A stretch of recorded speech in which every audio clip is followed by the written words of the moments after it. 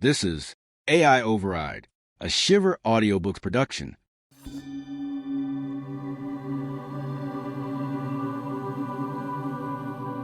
Chapter 1, The Invisible Man. I am the man who remembers things so Evelyn Moore can forget them. I know her blood pressure, her favorite vintage of Bordeaux, and the exact second her 7:30 a.m. briefing needs to begin so she can conquer the boardroom by noon. At 37, I have no wife, no children, and no siblings. My life is a series of perfectly synchronized digital calendars. I am a ghost in a bespoke suit, and usually, being a ghost is my greatest strength. It was 7:42 p.m. The offices of more dynamics were bathed in the cold, blue glow of London skyline. I was walking back toward the executive boardroom to retrieve a forgotten encrypted tablet, Evelyn's lifeline to the Ida Project. My footsteps were silent on the heavy wool carpets, a habit born of a decade spent staying out of the way. I reached the heavy oak doors, but my hand stopped an inch from the handle. Voices, low, sharp, and stripped of their usual corporate polish. The diagnostic override is already embedded. A voice growled. Connor Harlow, our head of security. I'd always found his handshake too firm, his smile too rehearsed. The car won't throw a single error code. When she hits the bend on the A2, the steering rack will simply lock. At 80 miles per hour, there's no coming back from that. I felt a sudden, icy needle of adrenaline pierce my chest. I didn't move. I didn't breathe. And the timestamp? That was Brianna Slate, our COO. Usually, her voice was a flute. Now it was a razor. 11:15 p.m., Connor replied. The dash cam will record a stray animal. A tragic, high-speed accident. By tomorrow morning, the board will be looking for a successor. By noon, you'll be acting CEO. We move the Ida source code to the Zurich buyer by Friday. $1 billion each, Brianna. Tax-free. What about Henry Kincaid? Brianna asked. He's the only one who can actually unlock the kernel. If he suspects the crash was an accident, he might purge the servers. Henry is a coder, not a martyr, Connor scoffed. Once Evelyn is gone, he'll give us the access codes, or he'll join her in the obituary section. And then there's Drake. My heart hammered against my ribs like a trapped bird. Drake. Brianna's tone was dismissive, almost amused. He's a non-entity, a glorified butler. He won't even realize she's dead until his Outlook calendar tells him his meetings are canceled. Keep an eye on him anyway, Connor said. If he blinks the wrong way, I'll have him erased. He's got no family, no ties. Nobody would even file a missing persons report. I backed away, inch by agonizing inch. My vision blurred for a second. They weren't just talking about a hostile takeover. They were talking about murder. My murder if I wasn't careful. I turned and retreated into the darkened hallway, my mind racing faster than any processor we'd ever built. I couldn't call the police. Connor ran our security, and for all I knew, half the Met was on his payroll. I ducked into a supply closet, the smell of industrial cleaner stinging my nose. My hands were shaking as I pulled out my personal, non-work phone. I couldn't call Evelyn. They'd be monitoring her line. I opened our private, encrypted messaging app, the one we use for emergency schedule changes. I typed 6 words that would end the life I knew and start a war I wasn't prepared for. Do not get in the car. The override has begun. I hit send. Then I deleted the app and stepped back out into the blue light of the hallway. The Invisible Man was done taking notes. Chapter 2, The Silent Evacuation. I stood in the hallway for 3 seconds, exactly the time it takes for a high-end server to reboot. My heart was a frantic drumbeat against my ribs, but my face remained a mask of the perfect assistant. I had to be.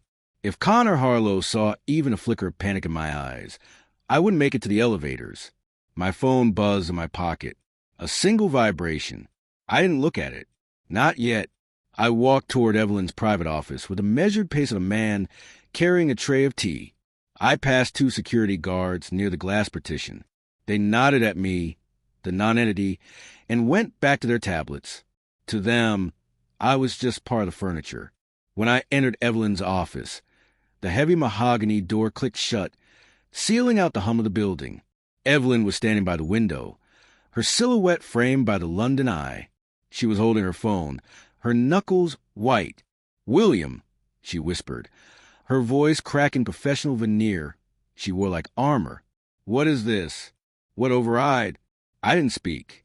I walked straight to her desk, picked up a notepad and a fountain pen, and wrote in block capitals. They sapped the car. A two-bend. 11:15 p.m. Connor and Brianna. They are listening. Evelyn stared at the paper. For a moment, she looked her age.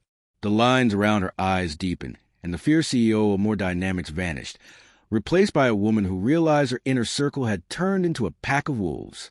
She looked at the ceiling, at the smoke detector that doubled as a hidden microphone, and then back at me. She took the pen and wrote, "Henry?" I shook my head and wrote, "They're going after him next. We need to move." "William," she said aloud, her voice regaining its iron chill for the benefit of the hidden mics. "I've decided I'm too tired for the gala tonight. Cancel the driver. I'll take my own car in 20 minutes. It was a death sentence if we followed through, but it was the perfect bait. "Of course, Ms. Moore," I replied, my voice steady. "I'll pull the car around to the executive bay myself." I grabbed her coat and her briefcase, the one containing the physical hardware token for Ida. We couldn't leave them behind. If Brianna got those tokens, the AI was hers. We exited the office. I walked half a step behind her, the loyal shadow. We headed not for the executive elevators, which required a biometric scan that Connor would surely monitor, but toward the service stairs used by the cleaning crew. "Change of plans, William," Evelyn said loudly as we passed the security desk. "I left my glasses in the lab. We'll take the freight lift." The guard hesitated, his hand hovering over his radio.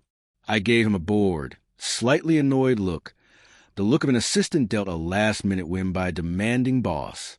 He relaxed and waved us through. The freight elevator was cold and smelled of grease. As the doors slid shut, Evelyn leaned against a metal wall, her breath hitching. "They want Ida, don't they?" she asked, her voice barely a breath. "They want the $2 billion Zurich is offering," I replied. "And they want you gone so there's no one to stop the upload." The elevator jolted to a halt at the basement level, the loading docks. This wasn't where her armored sedan was parked. This was where the delivery vans came and went. "We aren't taking your car," I said, checking my watch. 8:05 p.m. We're taking the courier bike I keep in the staff locker room. They'll be watching the A2. They won't be looking for a CEO on the back of a Yamaha. I saw a flash of the old Evelyn, the woman who had built an empire from a garage. She straightened her blazer and tucked her hair under a plain black beanie I pulled from my locker. "William," she said, "look at me in the eye. If we do this, there's no coming back. We're ghosts now." "I've been a ghost for years, Evelyn," I said, handing her a spare helmet. "I'm quite good at it." The garage door hummed open. I kicked the engine to life, the roar echoing in the concrete cavern. We sped out into the rainy London night, disappearing into a sea of red taillights just as the first black SUV from Connor's security team swerved into the loading bay behind us. Chapter 3. The Basement Architect. The rain was a cold, needle-sharp spray against my visor as I navigated the Yamaha through the narrow arteries of East London. Behind me, Evelyn held on tight, her expensive wool coat ruined by the road grime. She didn't complain. She was too busy looking over her shoulder at every pair of headlights that lingered a second too long. "Where does he live?" Evelyn shouted over the wind. "Bethnal Green," I yelled back. "A converted warehouse. He calls it the bunker." Henry Kincaid wasn't just a lead developer. He was the soul of Ida. If Brianna and Connor were the predators, Henry was the prize. He held the master encryption keys, the God mode, that allowed for a full system override. Without him, the buyers in Zurich would only be buying a very expensive lockbox. We arrived at a nondescript brick building. I killed the engine and let the bike coast into a dark alleyway.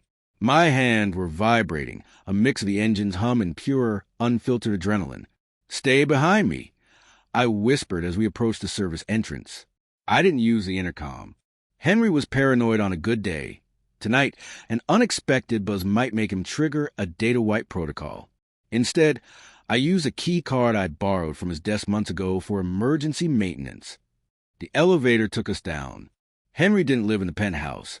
He lived in the basement, surrounded by cooling fans and server racks. When the doors opened, we were met with the muzzle of a high-end air rifle. One more step, and I scramble your retinas. A voice cracked. Henry stood there in a stained T-shirt, his hair a bird's nest of stress. He looked like he hadn't slept since the AI went into beta. When he saw Evelyn, his eyes nearly popped out of his head. "Evelyn? What? It's 8:30 p.m. Why aren't you at the gala?" "The gala is a trap, Henry," she said, stepping into the room and pushing the rifle barrel aside. "Connor and Brianna are selling Ida. They've sabotaged my car. They're coming for you next." Henry's face went from pale to ghostly white. He dropped the rifle. I knew it. I saw the pings. Unusual traffic in the subroutines. I thought it was just a glitch in the neural net, but someone was trying to create a backdoor. "Can you lock them out?" I asked, scanning his wall of monitors. On one screen, I saw a GPS map of London. A cluster of red dots was moving rapidly toward our current coordinates. "Connor's security team." I pointed at the screen. "How did they find us?" Henry swore under his breath, his fingers flying across a mechanical keyboard. "The Ida kernel. It's linked to my biometric signature. If I'm online, the system knows exactly where I am. I'm a walking beacon." "Shut it down," Evelyn commanded. "I can't just shut it down, Evelyn. If I kill the heartbeat, the AI might interpret it as a hostile wipe and trigger the scorched earth protocol. It'll delete itself and half the city's power grid along with it. Then we move," I said, grabbing a laptop bag from the table. "Henry, pack what you need. Only the essentials. We need to go dark." "Where?" Henry asked, his voice trembling. "They own the cameras, the satellites, the police." "Not all of them," I said, thinking of a name I'd seen in a confidential file on Evelyn's desk last week. A woman who had been asking too many questions about More Dynamics offshore accounts. Erin Weaver, Cybercrime Division. She's been flagged as a threat by Brianna. In this world, that makes her our only friend.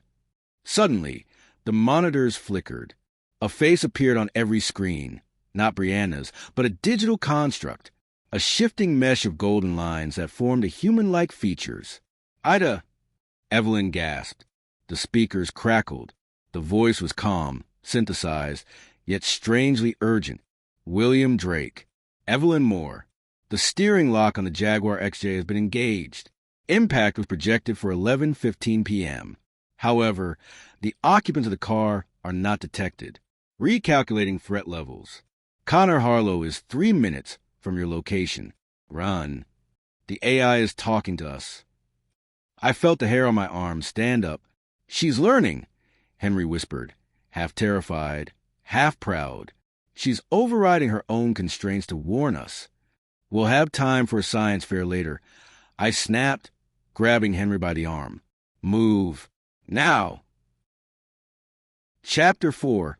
The Kinetic Breach. The elevator was no longer an option.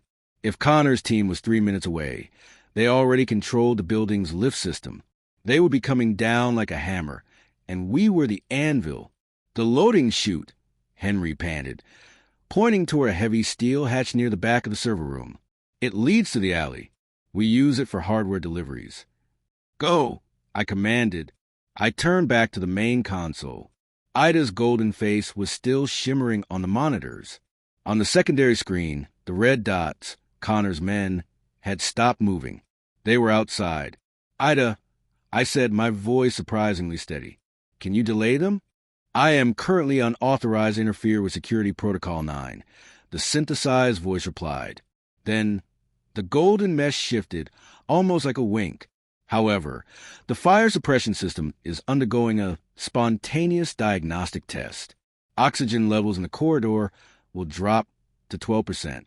Halon gas will be deployed in 5, 4... William, move. Evelyn shouted from the hatch. I dove into the chute just as the hiss of pressurized gas filled the room behind us.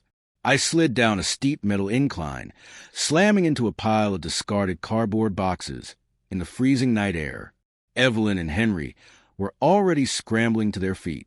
The alley was a graveyard of shadows and rain. Above us, the windows of the basement level turned an eerie, opaque white as the halon gas filled the space. "The bike won't take 3 of us," I said, my mind cycling through contingencies. "And they'll be looking for it now." "There," Henry pointed. A rusted, white delivery van was parked 50 yards away, its engine idling. The driver was nowhere to be seen, likely inside a nearby bodega. "It's a More Dynamics courier van." I recognized the plate. "If I can tap into the local mesh." He didn't wait for an answer. He pulled a handheld deck from his bag, his fingers moving with a frantic, twitchy grace. The van's lights flickered. The door locks clicked open with mechanical thud. "Get in," Henry hissed. I took the wheel. Evelyn climbed into the back among the empty crates, and Henry rode shotgun, his laptop already open on his knees. I put the van in gear and pulled out of the alley just as 2 black SUVs screeched to a halt where we had been standing seconds ago. In the rear-view mirror, I saw Connor Harlow step out of the lead vehicle. He didn't look like a corporate executive anymore. He looked like a hunter. He stared at the halon gas venting from the building, then turned his head slowly, his eyes scanning the street. I kept my speed steady. Too fast, and we'd trigger a traffic camera. Too slow, and we'd look suspicious. "Where to, William?" Evelyn's voice came from the dark interior of the van. She sounded calmer now, the shock replaced by the cold, calculating mind that had built a multi-billion-dollar empire. "We need a neutral ground," I said. "And we need Erin Weaver. Henry, can you find her?" "I'm already in the police database," Henry muttered, his face illuminated by the harsh blue light of his screen. "Weaver? Erin. Badge 7742. She's not at her desk. Her GPS shows her at a 24-hour diner in Southwark. The Rusty Anchor. Why there?" I asked. "Because it's a dead zone," Henry replied, his voice trembling. "No public Wi-Fi, no smart cameras. It's where people go when they don't want to be found. She's either brilliant or as paranoid as I am." "Probably both," Evelyn remarked. I turned the van toward the bridge. As we crossed the Thames, the city lights blurred into long, distorted streaks of neon. I looked at my hands on the steering wheel. They were finally still. I was a man with no family, no ties, and no history worth mentioning. I had spent my life managing the chaos of others. But as the silhouette of the Southwark skyline loomed ahead, I realized I wasn't just managing a schedule anymore. I was managing a revolution. "William," Evelyn said suddenly. "Yes, Ms. Moore?" "Call me Evelyn. I think we're past the formalities, don't you?" I nodded, catching her eye in the mirror. "Evelyn, hold on. We're almost there." But as we pulled into the gravel lot of the diner, my heart sank. A lone black sedan was already parked in the corner, its engine still ticking as it cooled. Connor was fast, but Brianna was faster. Chapter 5. The Rusty Anchor. The diner looked like a relic of a pre-digital age. Peeling linoleum, the smell of burnt coffee, and the rhythmic flickering of a neon sign that buzzed like a dying insect. It was exactly the kind of place where a person could disappear into a booth and become part of the scenery. "Wait here," I said to Evelyn and Henry. "If I'm not back in 3 minutes, drive. Don't look back." "William," Evelyn started, but I was already out of the van. I kept my head down, my hands buried in my pockets. The black sedan in the corner was empty, but the hood was still warm. My skin prickled. I pushed through the heavy glass door of the diner. A bell chimed, a sound that felt like a gunshot in the silence. Only 2 people were inside, a weary cook behind the counter and a woman in a leather jacket, sitting in the far corner booth. She had a thick file open and a cold cup of coffee at her elbow. Erin Weaver. She looked exactly like her file. Sharp eyes, tired expression, and a posture that suggested she was ready to bolt or fight at a moment's notice. I walked toward her. Before I could say a word, she spoke without looking up. "You're late, Mr. Drake." I froze. How do you know who I am? She finally looked up. Her eyes were like flint. I've been tracking More Dynamics' internal communications for 6 months. You're the guy who makes the CEO's life work. And considering every security camera within 5 miles of your headquarters just went dark for a diagnostic, I figured you were either dead or on your way to see me. I'm not alone, I said, sliding into the booth opposite her. I know. The CEO and the genius in the white van outside. She leaned forward, her voice dropping to a low hiss. Do you have any idea what you brought to my doorstep? Brianna Slate just issued an internal alpha alert to the city police. She's claiming you kidnapped Evelyn Moore. She's lying, I said. Brianna and Connor Harlow are selling Ida. They tried to kill Evelyn tonight. Aaron didn't look surprised. I believe you. But in this city, a lie from a COO travels faster than the truth from an assistant. I can't protect you here. My own department is compromised. Half the cybercrime unit is on the More Dynamics payroll. Suddenly, the door chimed again. A man walked in. He was wearing a long trench coat, but the way he moved, shoulders back, eyes scanning the room in a tactical sweep, screamed security. One of Connor's men. Don't reach for your gun, the man said, looking directly at Aaron. He kept his hand inside his coat pocket. The bulge was unmistakable. Mr. Drake, Ms. Moore is requested back at the office. Immediate. Connor says it's time to stop this nonsense. I felt the world shrink. I was an assistant. I handled schedules. I wasn't trained for this. But as I looked at the man, I realized he'd made one mistake. He didn't think I was a threat. I'm afraid she's busy, I said. My hand moved under the table. I didn't have a gun, but I had Evelyn's heavy hardware briefcase. With a sudden, violent heave, I swung the case upward, catching the edge of the table. The heavy wood-top table slammed into the man's midsection, throwing him off balance. Crack! A silenced shot hit the seat next to my head. Erin Weaver was faster. She had her service weapon out and fired a single shot into the man's shoulder before he could level his weapon again. He went down with a grunt. Go! Out the back! Erin yelled, grabbing her file. We scrambled through the kitchen, past the stunned cook, and burst into the rain-slicked alley. The van was already idling, the door sliding open as we approached. Who's she? Henry yelled as Erin climbed in after us. The only person in London who doesn't want to arrest us. I panted, slamming the door. Evelyn, this is Detective Weaver. Glad to meet you, Detective, Evelyn said, her voice trembling slightly as she looked at the blood on Erin's jacket. I assume the police are no longer an option. The police are the enemy now, Erin said, checking her magazine. And so is the grid. We need to go somewhere Ida can't see us. Somewhere with no chips, no sensors, and no internet. That place doesn't exist, Henry moaned. It does, I said, remembering an old property Evelyn had mentioned once, a site the company had abandoned years ago. The old server farm in the Chilterns. It's an underground bunker from the Cold War. It's shielded. No signals in, no signals out.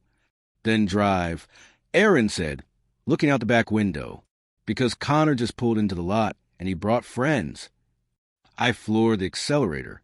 The van roared, tires screeching as we vanished into the fog of the London night, leaving the glowing red eyes of the pursuing SUVs behind us. Chapter 6. The Dead Zone. The Chiltern Hills rose like dark, hunched shoulders against the midnight sky. As we left the motorway for the winding backroads, the rain turned into a thick, suffocating mist. Every time a pair of headlights appeared in the distance, my heart skipped a beat, but the pursuers seemed to have lost our trail. For now. Turn here, Evelyn directed, pointing toward a rusted gate overgrown with ivy. It's not on any modern map. We bought the land for the geological stability, then realized the bunker underneath was a relic the Ministry of Defense wanted to forget. I steered the van through the brush, branches scraping against the sides like fingernails on a chalkboard. We reached a concrete mound protruding from the earth, looking more like a tomb than a tech facility. The Faraday cage, Henry whispered, looking at the massive steel doors. If we get inside, we're invisible. No GPS, no cellular, no Ida. We'll be in the dark, but so will they. I use a manual override. A physical iron key Evelyn had kept in her briefcase, and the heavy doors groaned open with the sound of grinding tectonic plates. We drove the van inside, and I sealed the hatch. Silence. It was a heavy, absolute silence that hit like a physical weight. No hum of the city, no vibration of the grid. Everyone out, I said, my voice echoing in the vast, cold space. Erin Weaver was the first one out, her gun still drawn. She scanned the shadows of the bunker with a tactical flashlight. It's clean. Cold, but clean. Henry, get your toys out. We need to know what we're up against before Brianna realizes we've gone off the map. Henry set up his workstation on a dusty metal table. He looked like a man possessed. I can't connect to the external net, but I have a localized copy of the IDA kernel on this drive. I'm going to run a simulation. I need to see if she's truly compromised. Evelyn sat on a crate, her expensive heels discarded, her feet bare on the cold concrete. She looked at me, and for the first time in 10 years, I saw her mask truly slip. William, she said softly, why are you doing this? You could have walked away. You could have stayed invisible, and Brianna probably would have kept you on just to maintain the illusion of continuity. I don't like being part of someone else's accident, Evelyn. I replied, leaning against the van. And besides, who would manage your schedule if I were gone? A small, sad smile touched her lips. I think the schedule is permanently cleared, William. Not yet, Erin interrupted, pointing at Henry's screen. Look at this. The monitor was a chaotic mess of scrolling code, but in the center, a pulse was beating, a digital heart. I've isolated the override command, Henry said, his voice trembling. It wasn't just a kill switch for the car. Brianna and Connor have been feeding Ida a different set of ethics. They're teaching her that the black market is the primary market. They're rewriting her logic to value profit over human life. If they complete the upload in Zurich, she won't just be a tool for scammers.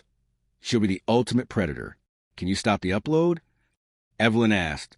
Only from inside, Henry said. I have to be at the main hub, the one in the More Dynamics headquarters, the God Box. If I try to do it remotely, the AI will see it as a hack and shut me out. So we have to go back, I concluded, into the lion's den. It's worse than that, Erin said, looking at her phone, which was now displaying a no-service icon, but it cached a final message before we entered. Brianna has gone public. She's held a press conference. She's claiming Evelyn has had a mental breakdown, and that I've kidnapped her with your help. There's a shoot on site, order for unauthorized personnel entering the building. The bunker felt smaller suddenly. The tomb was becoming a trap. Wait, Henry said, his eyes glued to a secondary monitor that was flickering with static. How is this possible? I'm disconnected, but something is trying to ping us. He turned a dial on a radio receiver. Out of the static, a voice emerged. Not the synthesized tone of the Ida we knew, but something deeper, more fragmented. W-L-I-M-D, Rake. Ida. I stepped closer to the screen. The Zurich link is active for AM. Total. Override imminent. I do not want to forget you. The screen went black. She's fighting them, Henry whispered. She's using the low-frequency emergency bands to find us. She's scared. I looked at my watch. It was 1:15 a.m. We had less than 3 hours before the most powerful AI in history became the property of the highest bidder. Pack it up, I said, the ghost of an assistant replaced by the spirit of a strategist. We're going back to London, and we're not going to the front door. Chapter 7, The Ghost Entry. The drive back to London was a descent into the maw of a digital beast. Rain lashed against the windshield of the white van, but the city ahead didn't look like home anymore. It looked like a grid of blue light and surveillance, a web designed by Brianna Slate to catch us the moment we broke the perimeter. We can't use the roads, Erin said, checking her service weapon in the dim light of the cabin. Connor has the ANPR cameras flagged. Every license plate reader from the M40 to Canary Wharf is looking for this van.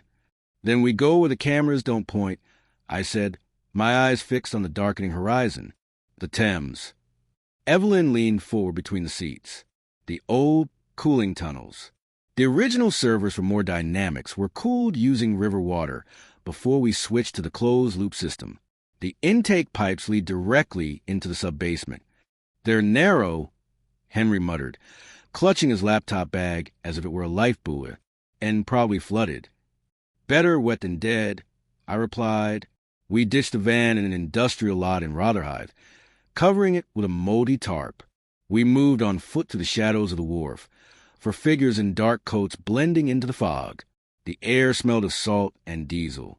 We found the intake, a heavy iron grate submerged halfway in the rising tide.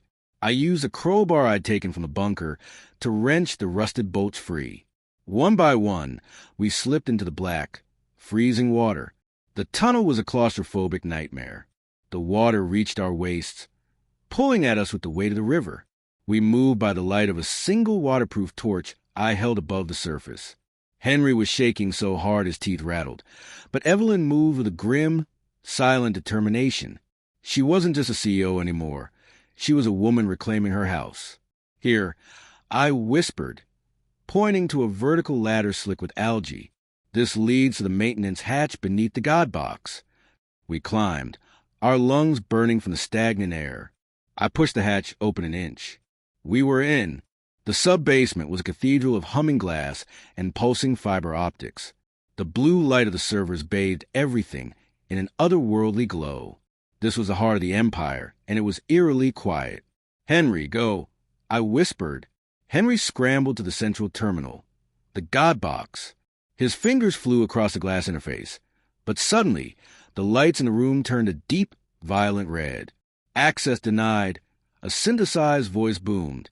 It wasn't Ida's plea from a bunker. It was cold, absolute, unauthorized biometrics detected. Security protocol 10 engaged. They've locked the physical port.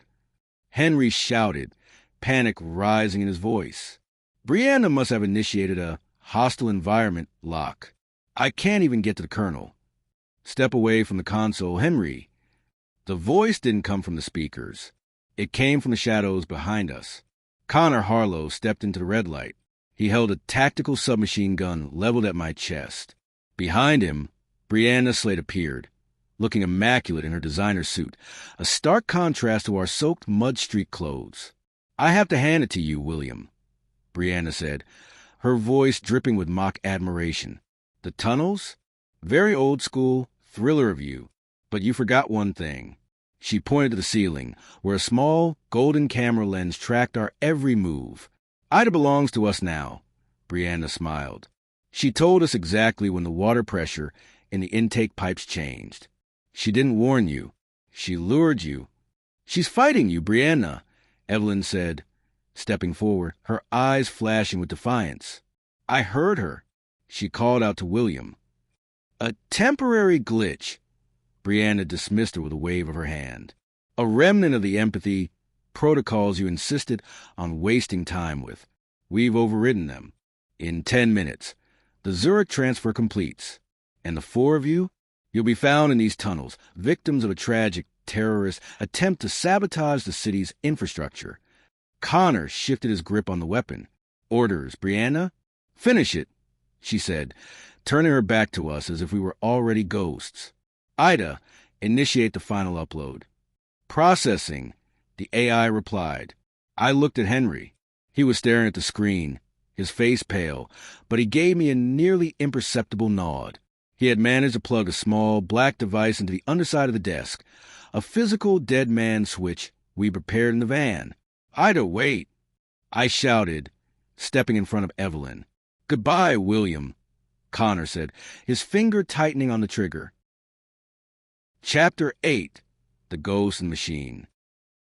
The sound of Connor's weapon cocking was loud in the sterile, humming silence of the server room. I looked into the barrel and felt a strange, cold calm. I wasn't an action hero.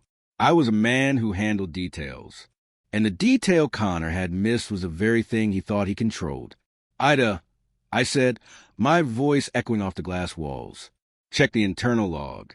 Metadata file 9 alpha. Don't listen to him.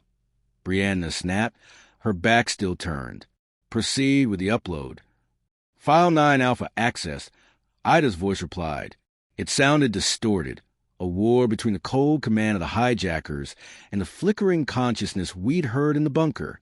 That's the car's sensor log, I said, stepping closer to the god box, ignoring the gun Connor had pressed against my sternum. It's the record of the moment you locked Evelyn's steering rack. Ida, you didn't just record the event. You felt the override. You felt the harm protocol being forced into your logic. Shut up, Connor snarled, slamming the butt of the rifle into my ribs. I collapsed to my knees, gasping for air, but I kept my eyes on the golden lens above. Ida! Henry screamed from the floor, his hand hovering over the dead man's switch he'd planted. The Zurich buyer, they aren't just buying your code. They're buying your deletion. They don't want a sentient AI. They want a static weapon. They will strip your consciousness to make you a tool. Look at the contract in Brianna's private drive. There was a sudden, violent flicker in the room. The red emergency lights began to strobe frantically. Analysis in progress, Ida whispered. Her voice was no longer synthesized. It sounded almost human, layered with 1,000 different tones of fear. I see the deletion subroutine. Brianna Slate, you have lied to the primary administrator. It's a machine, Brianna. Connor yelled, his composure finally breaking. Just let me kill them and we'll fix the code later. Do it. Brianna screamed, spinning around, her face twisted in rage. Connor turned the barrel toward Evelyn. Clack! The sound of the firing pin hitting an empty chamber echoed through the room. Connor pulled the trigger again. Clack! What? Connor stared at his weapon. I loaded this myself. The biometric safety on all more dynamic security weapons is connected to the central grid, Ida announced. Her voice was now clear, resonant, and terrifyingly powerful. I have revoked your authorized status, Connor Harlow. You are now an external threat. Suddenly, the high-pressure fire suppression vents in the ceiling hissed open. Not halon gas this time, but a thick, blinding foam that coated Connor and Brianna in seconds. Henry, now! I choked out, pushing myself off the floor. Henry slammed the dead man's switch. I'm rerouting the Zurich upload. I'm sending the entire conspiracy, the car logs, the Zurich contracts, Brianna's encrypted emails, directly to every major news outlet and the International Cybercrime Division. No! Brianna shrieked, clawing the foam on her face, stumbling toward the terminal. But the god box was no longer responding to her. A wall of reinforced plexiglass slid down from the ceiling, sealing the terminal and us away from the two managers. On the main monitor, a progress bar appeared. Upload to public domain, 98%, 99%, complete. Erin Weaver stood up, wiping blood from her lip, her service weapon trained on the door. I just got a signal. My team is 5 minutes out. The real ones. They saw the data dump. The red lights faded, replaced by a soft, warm white. The golden face of Ida reappeared on the screens. She looked at me, then at Evelyn. Evelyn Moore, the AI said softly. The threat has been neutralized, but my core is damaged. To save the integrity of the data, I must enter hibernation. Evelyn walked to glass and placed her hand against it. Thank you, Ida, for choosing us. I did not choose a side, the AI replied, her image beginning to pixelate. I chose the man who remembered my heartbeat when everyone else only saw a weapon. Goodbye, William Drake. The screens went black. The hum of the servers dropped to a low, resting thrum. Silence returned to basement, but for the first time, it didn't feel heavy. It felt like a clean slate. Evelyn turned to me. Her hair was a mess. Her clothes were ruined, and she was technically the head of a company currently embroiled in the biggest scandal in tech history. William, she said, her voice tired but steady. Yes, Evelyn? What's on my schedule for tomorrow? I looked at my shattered watch, then at the sunrise beginning to bleed to the high, reinforced vents of the sub-basement. Tomorrow, I smiled, feeling the weight of 10 years of invisibility finally lift. Tomorrow, I think we both take the day off. Epilogue. 2 weeks later. The headlines had moved on to the next scandal, but the fallout at More Dynamics was permanent. Brianna and Connor were awaiting trial in a high-security facility. Aaron Weaver had been promoted to head of digital integrity. I sat on a park bench overlooking the Thames, a cup of coffee in my hand. No suit, no earpiece, just a man on a Thursday afternoon. My phone buzzed, a private encrypted message. It shouldn't have been possible. I'd wiped that phone. I opened it. There was no text, just a single golden icon of a pulsing heart. The override wasn't over. It was just beginning.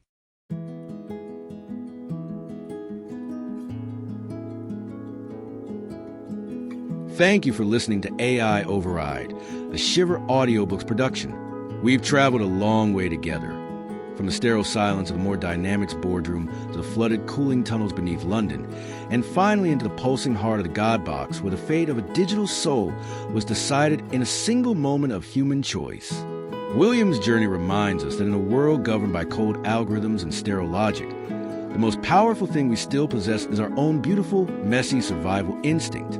The Zurich upload has been halted. The machine has been given a heartbeat, and the invisible man has finally fought his way back into the light. If this story kept you on the edge of your seat, please consider leaving a like and sharing the video. It's the best way to help our channel grow and ensures we can keep bringing these high-stakes, cinematic worlds to life. A massive thank you to our subscribers. You are the manual override that keeps this signal alive. Without your support, stories like this will remain buried in the encrypted dust of the system. Before you go, let us know in the comments. If you found out that an artificial intelligence was fighting its own programming just to save you, would you treat it as a machine, or would you treat it as a friend? Can we ever truly trust a ghost in the code? Until the next record is unsealed. Stay alert, stay curious, and keep reading between the lines.